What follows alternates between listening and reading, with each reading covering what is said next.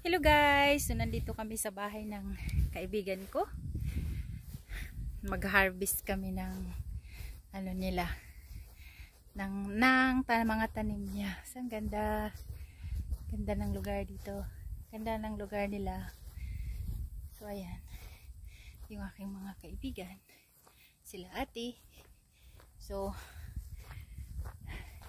busog na busog ako. So ayan, mag-ano kami.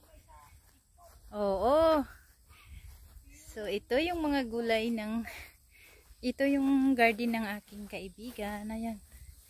Ayan. Nakasombrero ako kasi mainit. So ayan. So ito yung kanyang mga tanim. Ganda ng lugar nila dito. So ayan yung yung ampalaya nila. Yan. Palaya niya. Pakita mo din yung palaya. May mga bunga dito rin. Pakita mo. Magkuha ko ng dahon. Pwede? Ang ganda. Ng palaya. Pwede akong kumuha. Dali. Udlot. Ang dami ng Kuha ko ng udlot. Hi ate. Ayan. Diyos. Yan ang dami niyang ayan yung niya, ampalaya. Daming bunga. Yan. Yan yung ampalaya. Asan yung lunggay niya? Gusto mo dahil? Dahon ng ampalaya? Oo. Sige, kuha ka. Wala tayong lalagyan. Hindi, plastic. Marami naman. Ang daming bunga, tino. Yan. Wow, grabe. Dami. Banana pepper. Tapos yung mga talong. Ito, dami niyang talong. Yun, na-harvest na yung iba. Yun, nakakuha na kami. So, ayan, dami niya. Ito, mga talong. Yung kahoy. Ay, ako natanim na aligbati. Ang ingay namin. Ito naman kamuti. Ayan, kamuti niya. Daming talbos. Ayan, may may na siya. Ano po ito, ate? Alugbati. Hindi. Ano yan? Ano yan? Prutas din to? Prutas yan. Okay. Yan, prutas din to. Hindi ko. Magtanim ka? Mayroon ako. Ayan, ang dami niyang alugbati. Magtanim ka na. Ayan, daming alugbati ni ate. Ayan. Yan, mga alugbati niya. Ito naman yung kanyang okra. Yan. Papasukin natin yung kanyang okra. Ang dami dito ng alugbati, oh. Oo, nakayan yung okra ng Yan, kagay ko ate Bea. dami na, oh. Yan. So, ayan. Yan, oh. Talagang masipag si ate. Masipag si ate ng okra. Mamaya. Ayan. Naku, magmunggo ka.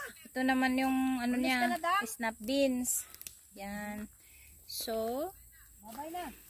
ang ganda ng lugar dito. Malaki kasing area niya. Ito yung sunflower niya. Mainit kasi. Kaya ayan.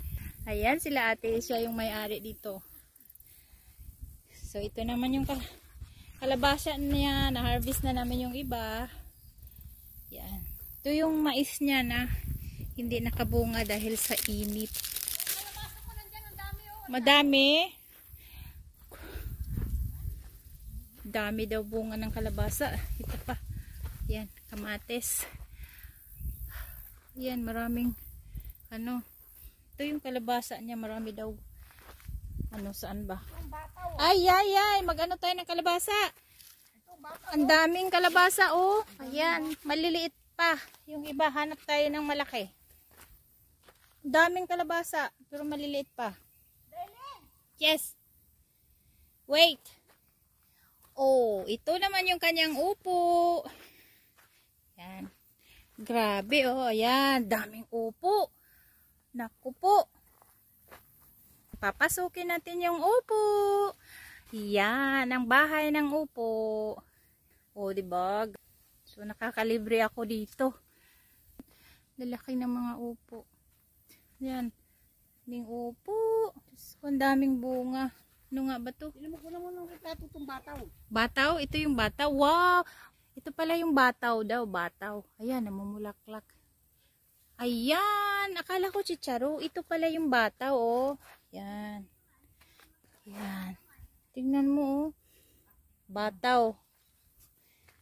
Yung bataw at saka patani, ano ba? Oo, halos pareho. Halos Kaya lang pareho. patani, Tingnan mo, dito lang kinakain doon. maganda din to sa ano, 'di ba? Sa pansit.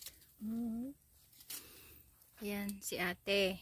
Yan ang kanyang farm dito. Malapit lang din sa bahay nila.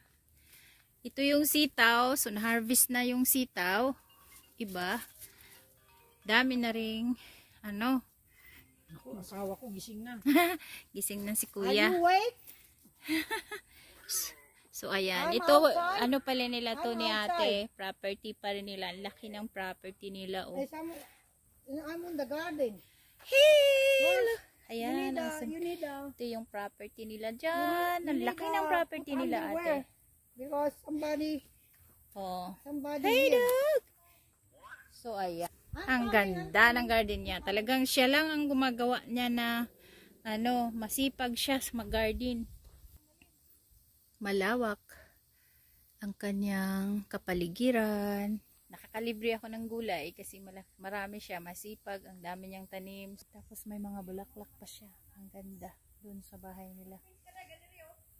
Parang probinsya, pero magara na probinsya. Ayan. Yan naman ang mga garden ni ate. Yan. Ang gaganda ng mahilig talaga si ate sa ano. Ayan. Yan. Yan ang garden niya. Yan ang kanyang ano. Ayan. Ang gaganda. Yan, ang ganda ng ano niya. Mga yan, mga halaman. Yan. Napakaganda ng ano. Sinop talaga siya sa halaman. Yan, ang ganda, ang ganda. Daming halaman. Ayan, may saging siya, oh. Yan yung ano niya. Mahilig siya sa mga ganun, mga bato, galing-galing. Grabe, oh.